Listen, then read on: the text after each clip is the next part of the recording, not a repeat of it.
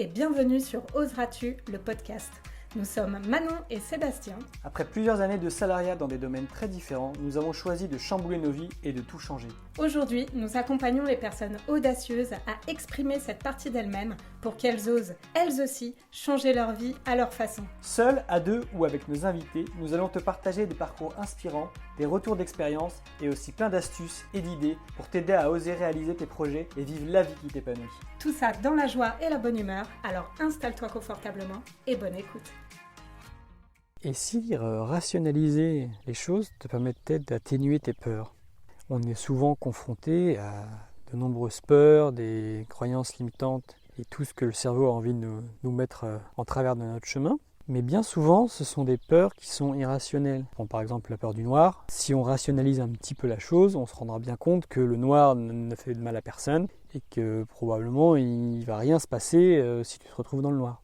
Mais c'est vrai qu'on ne se pose pas vraiment la question et on se focalise uniquement sur notre peur. C'est un peu pareil pour plein d'autres choses, que ce soit dans l'entrepreneuriat ou dans la vie de tous les jours. Essayer de rationaliser nos peurs peut permettre d'avancer beaucoup plus sereinement vers tes objectifs. Pourquoi ? Parce que tu seras beaucoup moins paralysé par cette peur, tout simplement. Si tu poses les pour et les contre de l'action que tu aimerais faire et que tu rationalises un peu les possibilités négatives ou les échecs possibles, tu pourras te rendre compte que en fait, ça va déjà te baisser ton stress, puisque en général, dans la plupart des cas, tu ne vas pas mourir si l'action se passe mal. Tu pourras toujours rebondir et ce n'est pas une action qui est décisive pour ta vie. Alors je ne dis pas que ça n'arrivera pas, mais la plupart du temps, bien souvent même, l'action n'est pas décisive pour ta survie. Donc en fait, on se met une pression monstrueuse pour quelque chose qui ne changera pas énormément si ça se passe mal. Donc il est important pour toi maintenant de rationaliser tes peurs, de poser les pour et les contre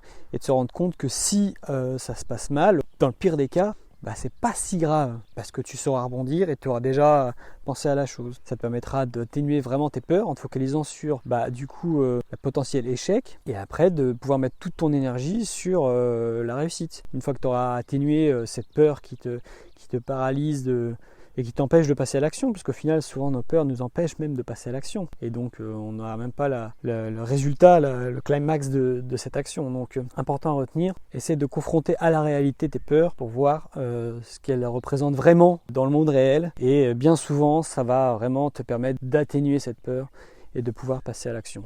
Voilà, en tout cas si cet épisode t'a plu, je t'invite à t'abonner à notre chaîne pour plus de contenu par la suite. Et voilà, ciao.